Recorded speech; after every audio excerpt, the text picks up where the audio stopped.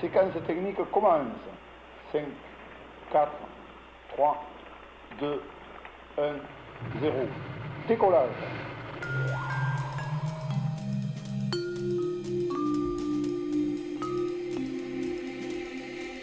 Garde-le pour toi. Histoire et confidence. À la Gardoise. Dans cet épisode, on voyage avec Marianne, d'Afrique au circuit de rallye en passant par les alpages. La vie trépidante d'une championne de la débrouillardise.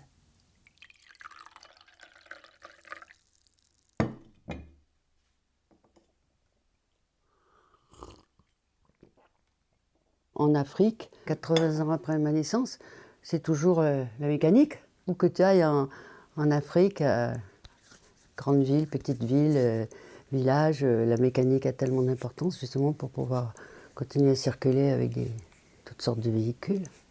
La débrouillardise, la mécanique.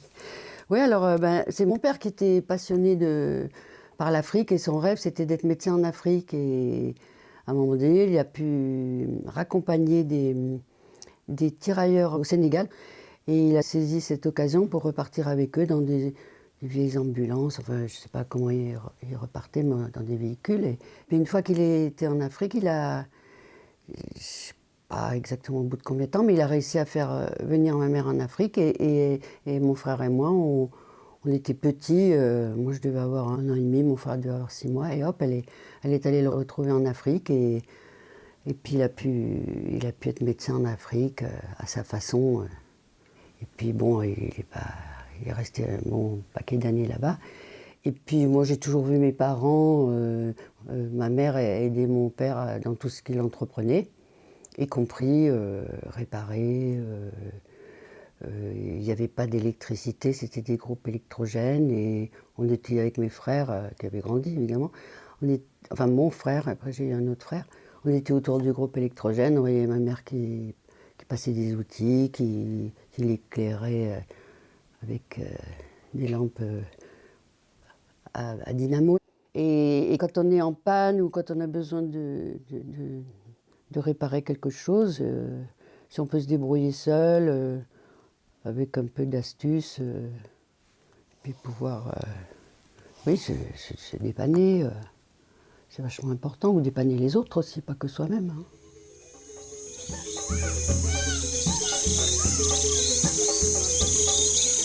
J'allais en 6e en Côte d'Ivoire avec des gars qui étaient, je sais pas, ils devaient avoir 19 ans, 18 ans. Il n'y avait pas beaucoup de filles, il y avait pratiquement que les garçons. Mais c'était une école classique, quoi. Mais c'était bien, moi j'aimais bien. Bon, enfin, ce qu'on a surtout appris, c'est à connaître les insectes, parce que mon père était passionné de ça. Les insectes, les serpents, les oiseaux, tous les animaux, on recueillait tous les animaux. Souvent, il y avait des gamins qui nous amenaient des animaux en mauvaise posture et on essayait de les soigner. Et à un moment donné, on avait eu un héron aussi.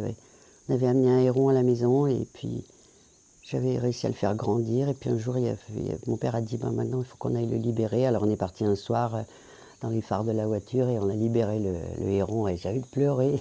J'ai encore l'image du héron qui s'envole, mais c'est normal, c'est bien, il faut faire ça.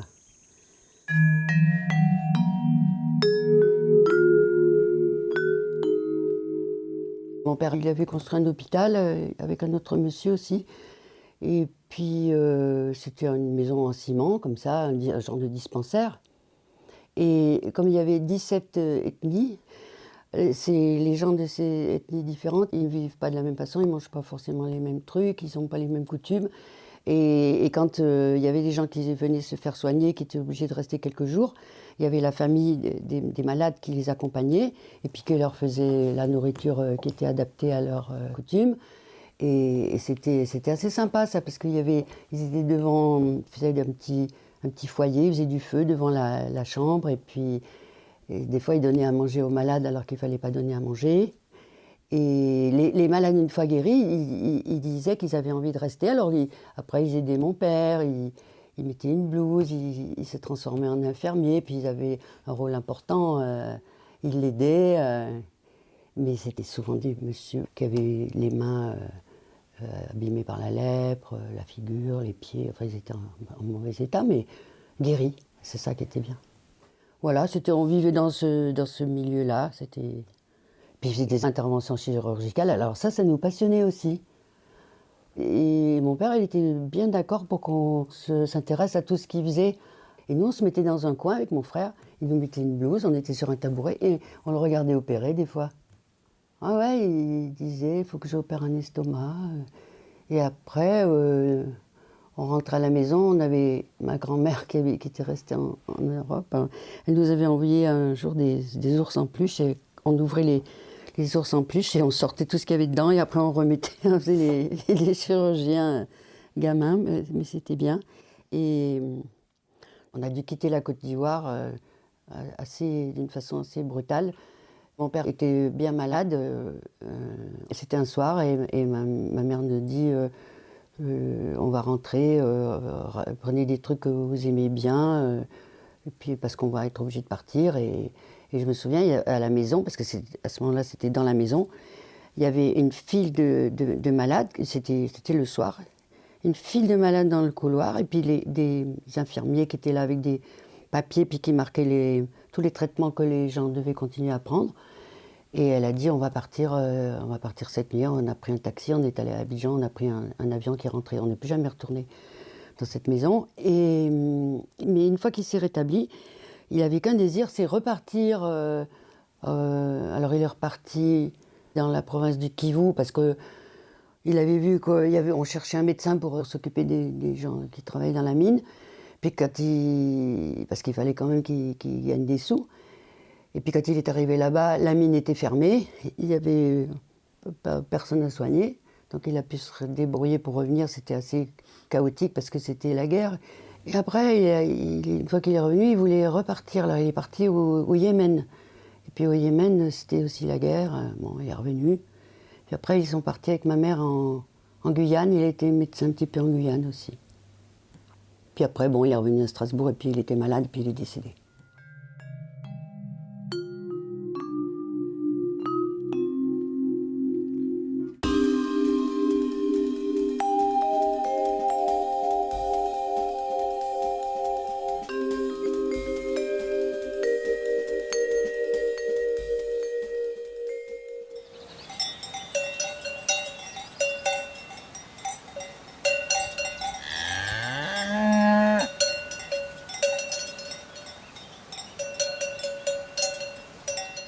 Un des trucs qui m'a le plus plu dans ma jeunesse, c'était d'être dans des alpages, m'occuper des vaches en alpage, fermière. Montrer les vaches dans l'étable avec la bouse et à la main. À la naissance de mon deuxième frère, ma mère était en Côte d'Ivoire et elle a eu une tuberculose pulmonaire à la naissance de mon frère. C'était un des premiers cas en Côte d'Ivoire. Et on est rentré, moi j'avais 7 ans à ce moment-là. On est rentré en Europe et elle est allée au sanatorium en Haute-Savoie. Et mon petit frère qui venait de naître, il avait aussi des problèmes pulmonaires et il a été dans une maison de santé pour enfants. Et mon père était à ce moment-là resté en Côte d'Ivoire. Et des gens qui habitaient en Haute-Savoie, en face de là où ma mère était au sanatorium, ils nous ont accueillis et on est resté avec eux pendant plusieurs années. Et ils étaient fermiers. Et là, on était dans la ferme où il y avait, je sais pas, il y avait 10 vaches, 12 vaches. Et on a commencé à être avec eux, puis après traire les vaches, faire le fromage, faire les salaisons avec le cochon, donner à manger. C'était une vie de fermier. Et ça me plaisait bien. Et puis par la suite, quand j'étais plus âgée, la jeune fille de la famille, elle m'a dit, tiens, tu voudrais pas venir, il y a dans l'alpage, qui était au-dessus de Saint-Gervais, là-bas, en Haute-Savoie, aller pendant l'été en alpage. Moi, je vais monter avec les 2 enfants. Tu viendrais pas? J'ai dit oui, et je suis montée. Puis c'est le bourricot qui m'a... Je savais pas où il y avait la ferme d'alpage, il fallait monter dans la montagne. Et une fois qu'on avait chargé le bourricot, c'est le bourricot qui m'a emmenée à la ferme, à l'alpage. Puis après, je suis restée là-bas tout l'été avec les vaches. Et on dormait avec les vaches, parce qu'il faisait froid, il pleuvait. Et on dormait au-dessus des vaches, là, dans le foin. J'étais à fond dans les vaches.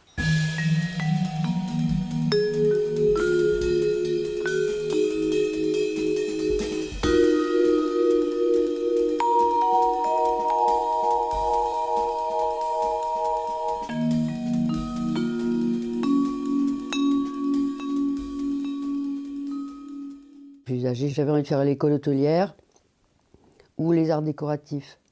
Et puis en fait, l'école hôtelière, c'est l'examen pour rentrer, je ne l'ai pas réussi, donc je suis allée aux arts décoratifs. Et puis il y avait une section où on faisait plein de disciplines différentes pour être prof de dessin. Mais après, moi, je ne me voyais pas très prof de dessin et j'ai arrêté les arts déco. Et puis j'ai rencontré des gars qui étaient passionnés de mécanique et qui allaient voir passer des rallyes. Et moi, je suis allée voir passer des rallyes. Et puis ensuite, j'ai eu l'occasion de conduire des petites bagnoles, des petites voitures comme ça, pour des petits rallyes locaux.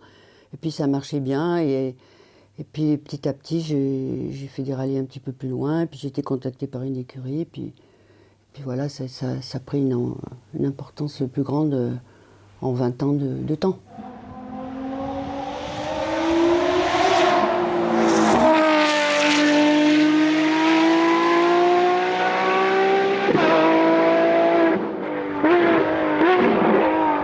Les voitures étaient magnifiques, elles avaient...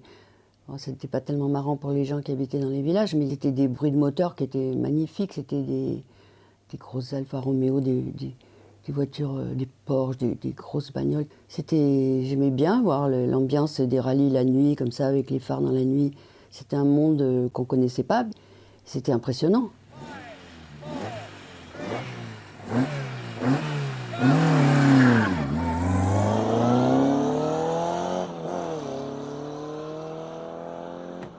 Les gars avec lesquels j'étais partie, il y en a un bon pilote, qui est devenu mon mari.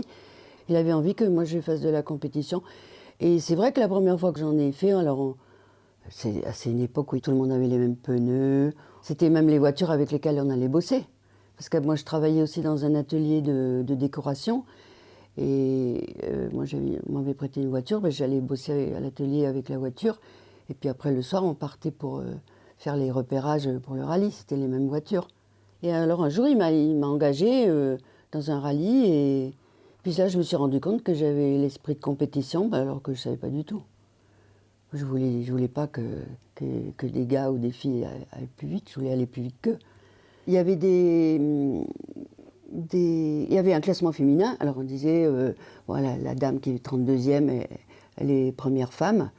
Bon, c'est bien d'être la première femme, mais moi je trouvais plus intéressant d'être plus proche des gars qui étaient...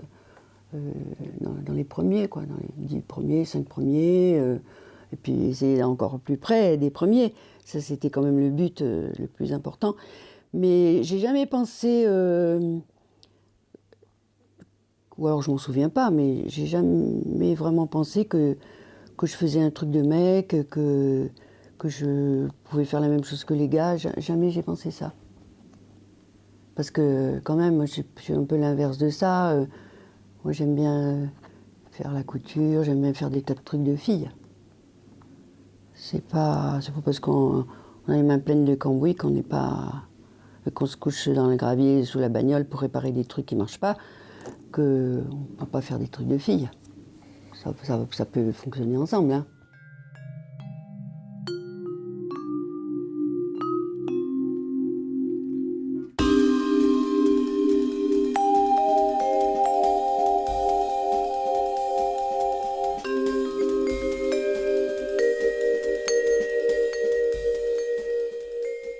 Moi, j'aimais toutes les voitures que j'ai utilisées en compétition. J'étais un peu amoureuse de mes voitures. Moi, je suis amoureuse des voitures, c'est vrai. Et quand les voitures n'étaient pas à moi, la plupart du temps, et après, quand la course était finie, et après, quand ils ont remis la voiture dans le camion, moi, j'ai les larmes aux yeux, hein. Et ça me l'a fait presque à chaque fois. Mais après, j'avais fait aussi un rallye, on a fait des rallyes en camion, et moi, j'étais amoureuse de mon camion. Et puis, j'ai conduit aussi une monoplace, en course de côte. Et ça aussi, ça a été très important, cette voiture pour moi. Et j'avais un camion avec des rampes et on pouvait monter la monoplace dans le camion. Et je dormais dans le camion avec la monoplace. Il y avait une couchette au-dessus, puis ça me plaisait de bichonner ma voiture. Et puis le lendemain, après, il y avait des pilotes amis qui ont discuté des réglages, des suspensions, de tout ce qu'il fallait faire pour avoir la voiture la mieux préparée possible. Mais moi, j'aimais bien le faire moi-même. J'avais des outils, puis ils me donnaient plein de conseils. Après, j'étais dans une écurie, il y avait des mécaniciens.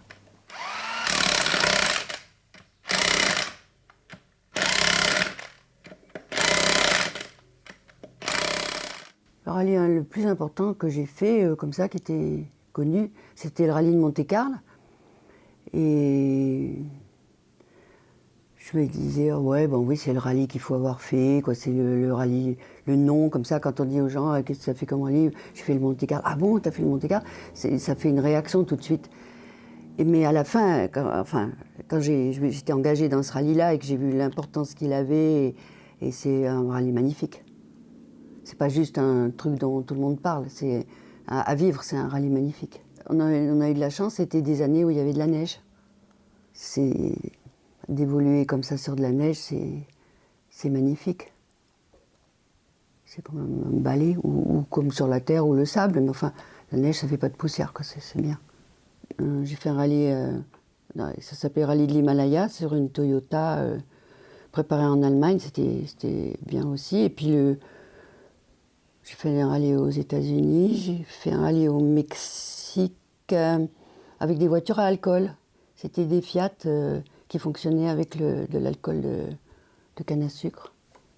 Et c'était marrant parce qu'à la station-service, quand on prenait du carburant, ça sentait le rhum un peu. Et en 77, j'ai eu l'occasion de faire le Londres-Sydney. Ça, c'est le plus long en distance que j'ai fait.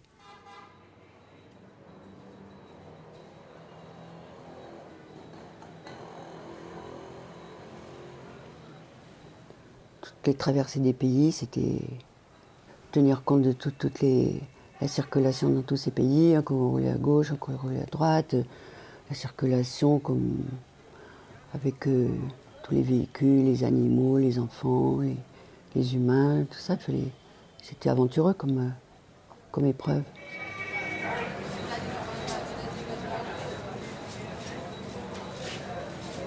Tous les paysages qu'on a vus étaient époustouflants quand on était dans la voiture, parce qu'on conduisait jour et nuit pratiquement. Il y avait des levées de jour comme ça, des débuts de journée où c'était enchanteur, qu'on était dans un autre monde. Hein.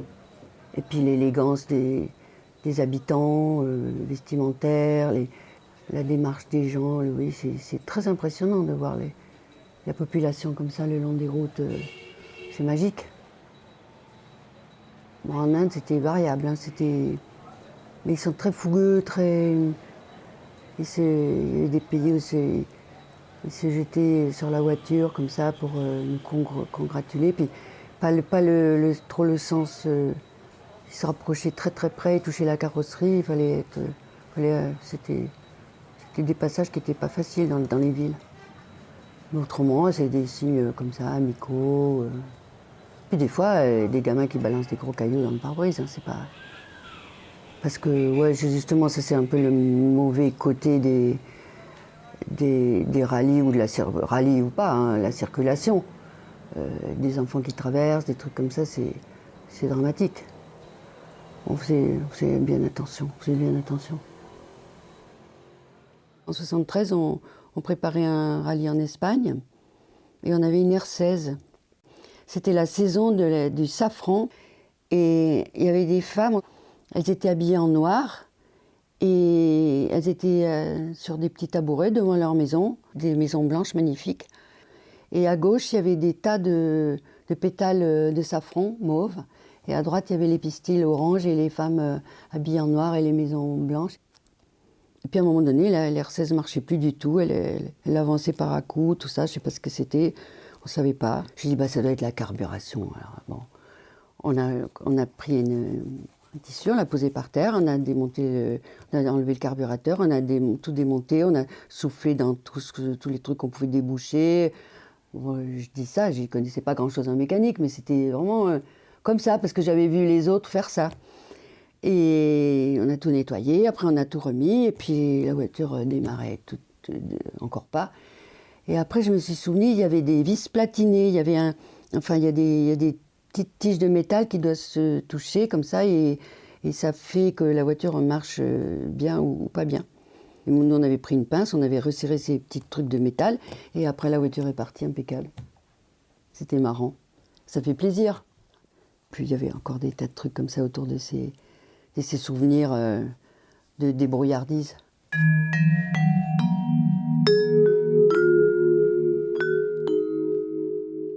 Quand j'allais faire un rallye, après je revenais à la maison.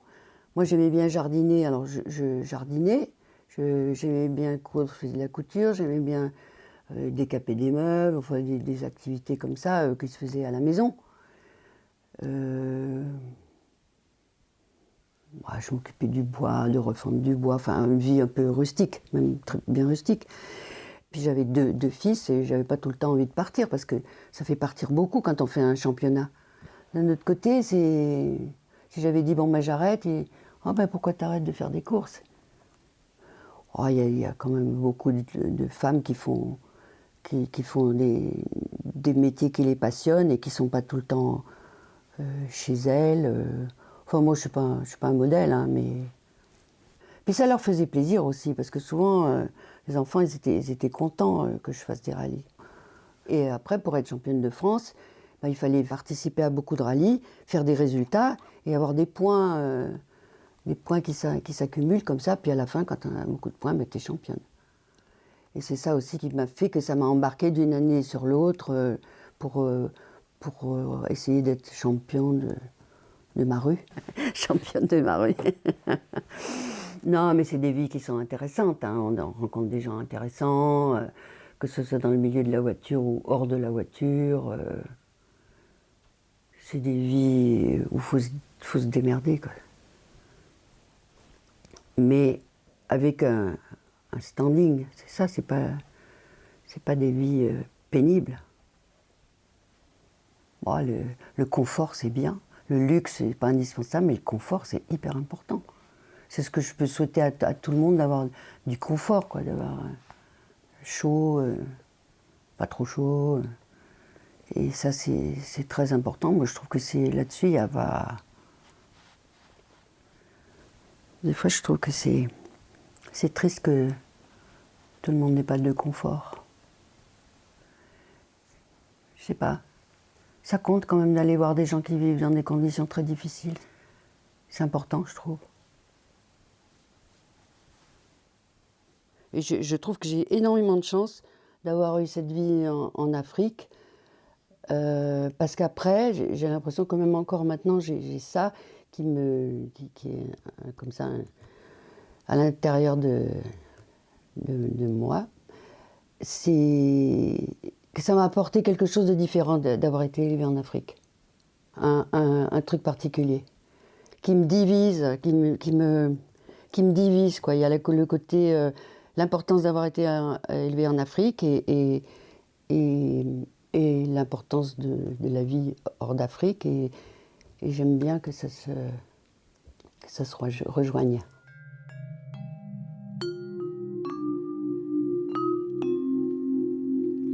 Une amie qui est écrivain, et elle faisait des dédicaces de livres à Uzès. J'avais porté un petit pot de confiture comme ça, puis il est allé l'embrasser, salut. Et puis, comme moi j'aimais bien dessiner, elle a dit « un jour on tape la main comme ça ». On a dit « un jour on fait un truc ensemble, dessin, texte ». J'ai dit « oui, ok. » Et puis 2 ans après, on a réussi à faire Moi j'avais fait des dessins, elle a fait un texte, et puis voilà, le petit livre, il est né. Mais ce qui était sympa, c'est surtout de dire « on va le faire », puis de le faire. Il s'appelle En souvenir de vous. Parce qu'en fait, dans le livre, c'est des vues des fenêtres quand on voyageait dans des des hôtels ou des auberges ou ou même chez des amis où on a dormi. Et moi, j'aimais bien dessiner ce que je voyais par la fenêtre. Au début, je faisais des photos. J'en ai plein des photos magnifiques de tout ce qu'on voyait par la fenêtre. Puis un jour, je sais pas, je devais pas avoir d'appareil. J'ai dit, bah, t'as qu'à dessiner. Et ça me donne un bien meilleur souvenir. Parce que quand on regarde le dessin, c'est pas pareil que quand on regarde une photo. C'est complètement différent, hein.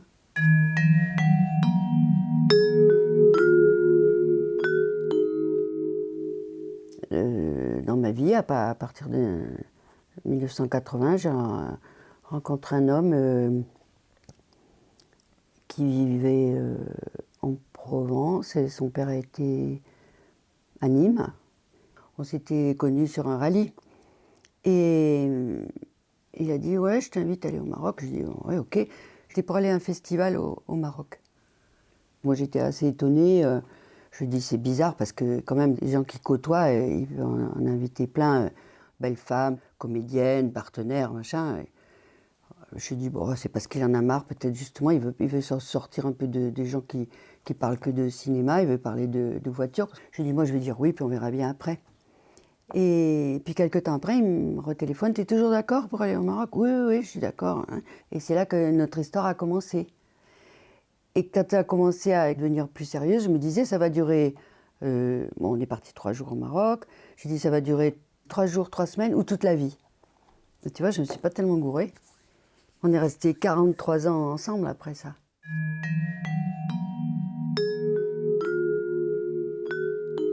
Garde-le pour toi.